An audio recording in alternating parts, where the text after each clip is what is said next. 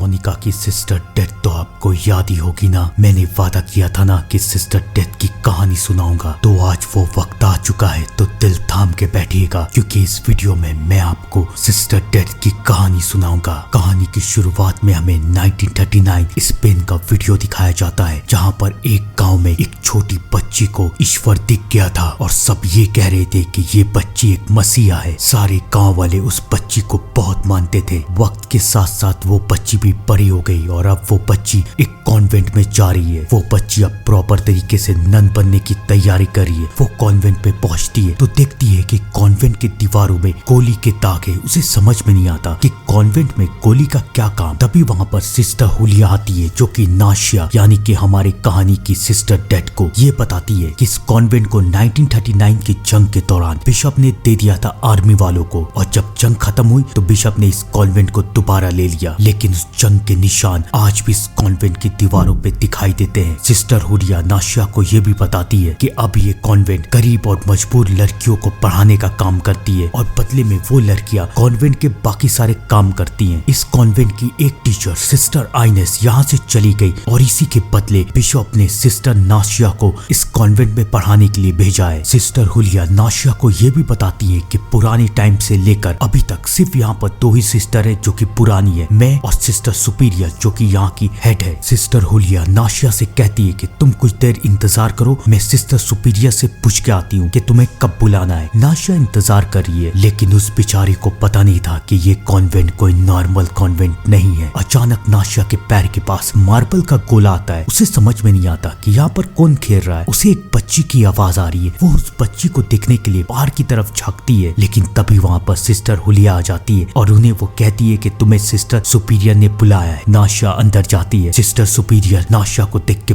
बहुत खुश है। वो उसे बताती है कि याद है ना 1939 की जंग के दौरान ही सारे गांव वालों को ये पता चला था कि तुम पवित्र लड़की हो जिसे ईश्वर दिखता है। हम सब तुमसे तब से मिलना चाहते थे और आज तुम हमारे पास आई हो हमारे कॉन्वेंट में। ये सब देख के हमें समझ में आता है कि सिस्टर सुपीरियर नाशिया को बहुत पसंद करती है, लेकिन वहीं दूसरी तरफ सिस्टर हुलिया नाशिया को पसंद नहीं करती। सिस्टर सुपीरियर नाशिया से ये भी कहती है कि हमें ये भी सोच के बहुत खुशी मिल रही है कि तुम यहाँ पर प्रॉपर नन बनोगी। सिस्टर सुपीरियर की ये बातें सुन के नाशिया भी हैरान है कि उसने कब कहा कि वो पूरी तरीके से नन अभी बनेगी। वो इसके लिए तैयार नहीं है, लेकिन वो बेचारी कुछ कहती नहीं। उसके बाद सिस्टर हुलिया नाशिया को उसके कमरे तक लेके जाती है। अभी तक तो सब कुछ बहुत नॉर्मल है, सब कुछ बहुत सही है, लेकिन नाशिया को पता नहीं है कि कहानी की शुरुआत तो अभी होगी। नाशिया अपने कमरे में पहुंचती है। वो अपना बैग ऊपर रखने की कोशिश करी, लेकिन ऊपर तो कुछ और रखा हुआ है। क्या है वो ऊपर दिखती है तो एक बॉक्स है और उस बॉक्स में एक कैची है और एक सिस्टर सकोरो की फोटो, उसकी आखिरी फोटो जब वो मर गई थी। उसे सोच के हैरानी होती है कि सिस्टर सकोरो की फोटो यहाँ क्या कर रही है और ये बॉक्स यहाँ पर क्या कर रहा है। वो सोच ही रही थी, तभी उसके सामने वाली कुर्सी गिर जाती है। वो देखती ये कुर्सी गिरी कैसे, यहाँ तो कोई नहीं है मेरे अलावा, तो ये सब किया किसने। उसे थोड़ी थोड़ी घबराहट हो रही है, लेकिन वो ये सब बातों पे ध्यान नहीं दे रही है। उसे लग रहा है कि सब कुछ ठीक हो जाएगा, शायद वो थक चुकी है। लेकिन उस बेचारी को पता नहीं था कि ये उसकी थकान नहीं बल्कि कुछ और है। अगली सुबह नाशिया सबके साथ प्रेयर कर रही है, लेकिन वो अभी भी बहुत बेचैन है। वो कन्फेशन बॉक्स में जाके अपना कन्फेशन करती है कि मैं नन बनने के लिए अभी तैयार नहीं हूँ। बिशप उसे समझाता है कि तुम तो पवित्र लड़की हो, तुम नन नहीं बनोगी तो कौन बनेगा। नाशिया भी बिशप की बात मान जाती है। अब वो तैयार है कि वो नन बनेगी। अब उसे इस कॉन्वेंट में रहना है, इस कॉन्वेंट की जिम्मेदारी उठानी है। वो बच्चों को पढ़ाने के लिए चाहती है। उसका पहला दिन है। वो बहुत ज्यादा एक्साइटेड है कि वो बच्चियों को पढ़ाएगी, लेकिन उसके क्लास में एक लड़की है रोजा, जो कि उसे देख के डर रही है। वो बेचैन है। वो कहती है कि मुझे वॉशरूम जाना है और वो वहाँ से चली जाती है। नाशिया को समझ में नहीं आता कि ये लड़की ऐसा बिहेव क्यों कर रही है, आखिर इसे ऐसा हुआ क्या है। नाशिया को पता नहीं था कि धीरे धीरे करके सारे राज उसके सामने आएंगे। क्लास खत्म होने के बाद वो सिस्टर सुपीरियर से मिलती है। सिस्टर सुपीरियर उसे सारी नन की फोटोज दिखा रही है जब वो पहली बार नन बनी थी। उसमें सिस्टर हुलिया की फोटो, सिस्टर सुपीरियर की फोटो और बाकी सारी नन्स की फोटो है, लेकिन उसमें एक नन की फोटो मिसिंग है और उस नन का नाम है सिस्टर सकोरो। याद है ना, जिसकी फोटो नाशिया को उसके कमरे में मिली थी। नाशिया दोबारा उस फोटो को देखती है। वो ये सोच रही है कि ये फोटो एल्बम में क्यों नहीं, यहाँ पर क्यों है। इससे पहले नाशिया कुछ और सोच पाती, अचानक उसे किसी बच्ची की, किसी छोटी बच्ची की रोने की आवाज आती है। वो चिल्ला रही है, माँ मुझे बचाइए, माँ आप कहाँ है उसे समझ में नहीं आता कि बाहर कौन है, क्या कोई खेल रहा है। वो दरवाजा खोलती है तो देखती है कि उसके सामने एक पेंटिंग बनी हुई है, जैसे किसी बच्ची ने पेंटिंग बनाई है और उस पेंटिंग में एक इंसान फांसी से लटक रहा है। उसे समझ में नहीं आता ये किसने किया। तभी उसके पैर के पास वही मार्बल का गोला आता है और नाशिया समझ जाती है कि वो गोला उसे कहीं ले जाना चाहता है। वो गोला नाशिया को लेके बेसमेंट के अंदर जाता है और बेसमेंट में नाशिया को मिलता है एक कटा हुआ हाथ। वो बहुत परेशान है कि ये हाथ आखिर किसका है, ये यहाँ पर आया कैसे। वो उस हाथ को लेके सिस्टर सुपीरियर के पास लेके जाती है। सिस्टर सुपीरियर उसे ये बताती है कि ये कटा हुआ हाथ सेंट मार्था का था, जो कि युद्ध के दौरान यहाँ से गायब हो गया था, लेकिन अब ये हमारे पास है। बिशप को आने दो, हम उनसे बात करेंगे कि अब हम इसका क्या करें। सिस्टर सुपीरियर बात को टालने की कोशिश कर रही है। नाशिया को भी ये बात समझ में आ चुकी है कि यहाँ पर कुछ ना कुछ तो गड़बड़ है, लेकिन वो कुछ बोल नहीं पाती। थोड़ी देर के बाद वो ये देखती है कि सिस्टर सुपीरियर बाहर भेजने के लिए लड्डू तैयार कर रही है। नाशिया भी उनके पास जाती है मदद करने के लिए। सिस्टर सुपीरियर उनसे कहती है कि लो एक लड्डू खाओ। नाशिया एक लड्डू खाती है। सिस्टर सुपीरियर कहती है लो दूसरा भी खाओ। नाशिया कहती नहीं मेरा मन नहीं, लेकिन सिस्टर सुपीरियर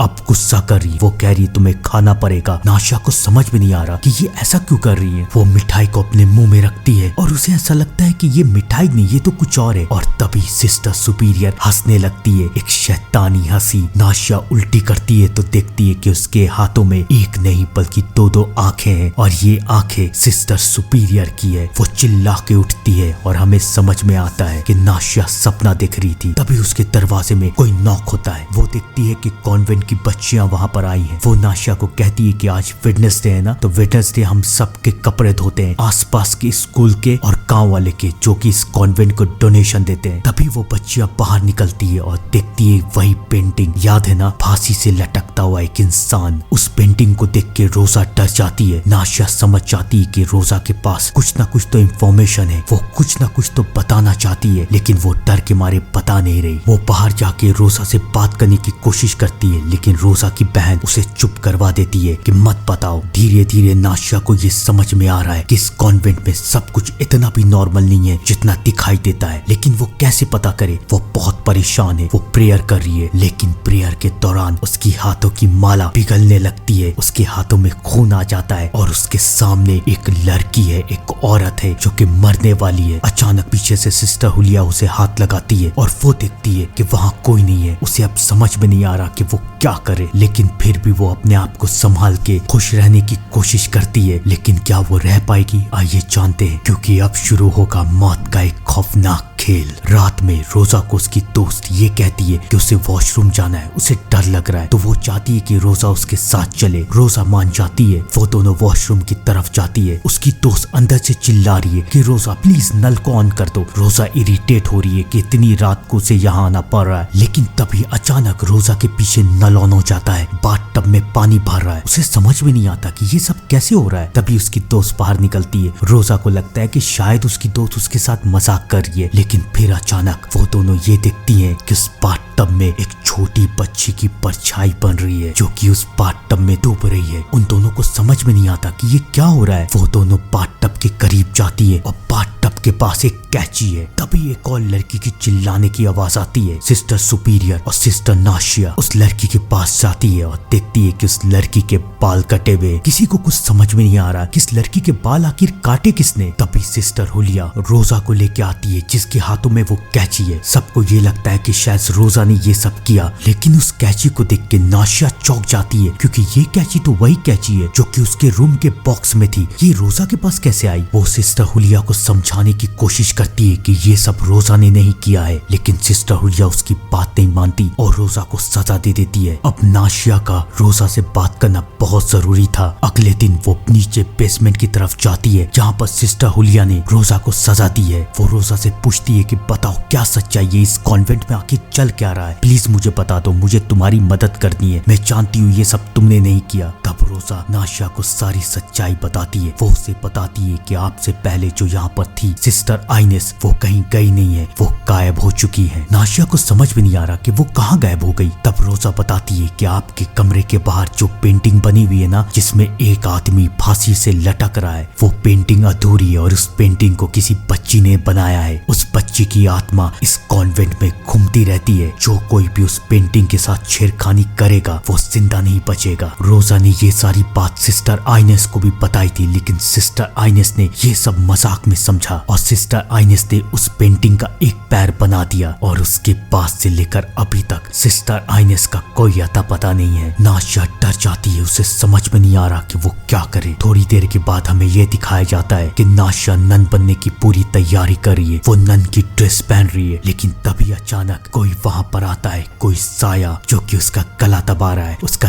दम घोट रहा है, वो अब मरने वाली है। तभी अचानक फिर से नाश्या की आंख खुलती है और हमें समझ में आता है कि नाश्या फिर से सपना देख रही थी, लेकिन अब ये सपना बहुत जल्द हकीकत में बदलेगा। नाश्या क्लासरूम में सबको पढ़ाने के लिए जाती है, जहाँ वो सबको ये बता रही है कि अब से कुछ दिनों के बाद चंद्र ग्रहण लगेगा और चंद्र ग्रहण को हमें कभी भी अपनी आंखों से नहीं देखना चाहिए, वरना हमारी आंखें खराब हो जाएगी। नाश्या सबको ये पढ़ा रही है, लेकिन रोजा का इन सारी बातों पे ध्यान नहीं है। तभी अचानक रोजा चिल्ला देती है। नाश्या पीछे देखती है तो ब्लैक बोर्ड में रोजा का नाम लिखा रहा है। रोजा समझ जाती है कि अब उसकी बारी है। रोजा वहाँ से भागती है। नाश्या रोजा को समझाने के लिए उसके पीछे जाती है। वो उसे समझाती है कि मैं तुम्हारे साथ हूँ, मैं तुम्हें कुछ नहीं होने दूंगी। अब नाश्या के पास सिर्फ एक ही रास्ता था, उसे उस पेंटिंग के साथ छेड़खानी करनी पड़ेगी, तभी तो उसे पता चलेगा कि उसका सामना किससे हो रहा है। रोजा उसे समझाती है कि प्लीज ऐसा मत कीजिए, लेकिन नाश्या अब नहीं मानती। वो उस पेंटिंग के साथ छेड़खानी कर देती है। अब नाश्या और रोजा नाश्या के कमरे में अकेले हैं। रोजा चिल्लाती है, आपके पीछे देखिए वो औरत खड़ी हुई है। नाश्या को समझ में नहीं आता यहाँ पर कौन है, यहाँ पर तो कोई नहीं है। वो रोजा को समझा रही है, यहाँ कोई नहीं है रोजा। रोजा कहती है आपके पीछे है। नाश्या पीछे मुड़ के देखती है, पीछे कोई नहीं है और अब आगे रोजा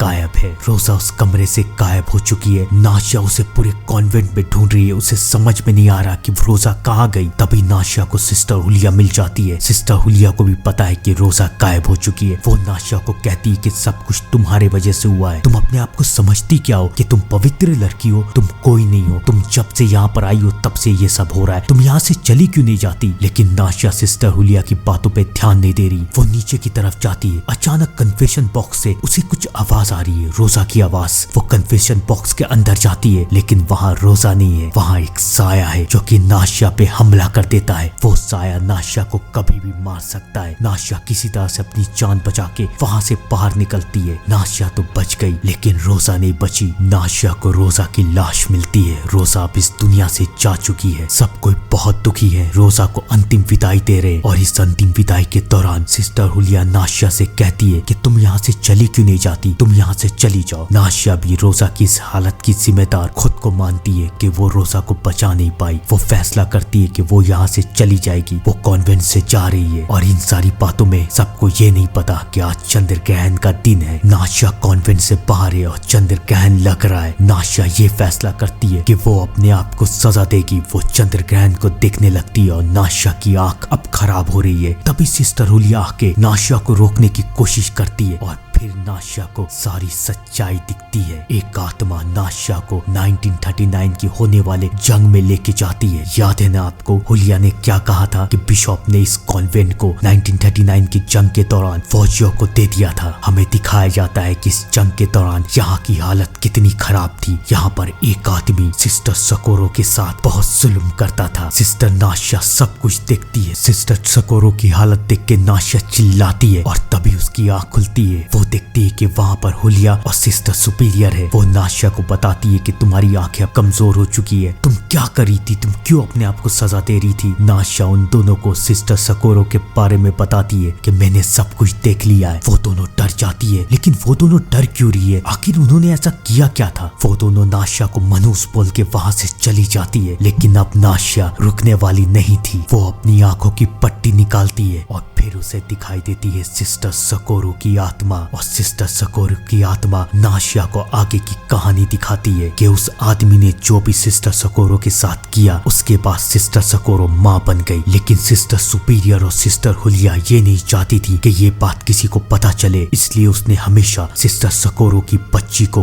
कॉन्वेंट में छुपा के रखा। एक दिन उसकी बच्ची बहुत बीमार थी। सिस्टर सकोरो अपनी बच्ची को लेके डॉक्टर के पास जाना चाहती थी, लेकिन सिस्टर हुलिया और सिस्टर सुपीरियर ने ये नहीं होने दिया। उन्होंने सकोरो सकोरो को एक कमरे में बंद कर दिया। सकोरो चिल्लाती रही कि प्लीज मुझे जाने दो, मुझे अपनी बेटी को लेके जाना है, लेकिन किसी ने उसकी बात नहीं सुनी। वो उसकी बच्ची का फीवर कम करने के लिए उसे पानी में नहला रही थी और उसी वक्त उसकी मासूम सी बच्ची मर गई। सब कुछ खत्म हो गया। नाशिया भी ये सब सुन के, ये सब देख के बहुत परेशान है। वो फैसला करती है कि वो सकोरो का साथ देगी। सकोरो से अपनी दुनिया में लेके जाती है, जहाँ पर नाशिया ये देखती है कि सकोरो की आत्मा अभी भी उस कमरे में कैद है और वो कमरा वही कमरा है जहाँ पर अभी नाशिया रहती है, यानी कि वो कमरा पहले सकोरो का था। नाशिया उस दरवाजे को खोल देती है और अब सकोरो की आत्मा आजाद हो चुकी है और उसका शिकार बनती है सिस्टर सुपीरियर और सिस्टर हुलिया। वो उन दोनों को मार देती है। उन दोनों को मारने के बाद सिस्टर सकोरो और उसकी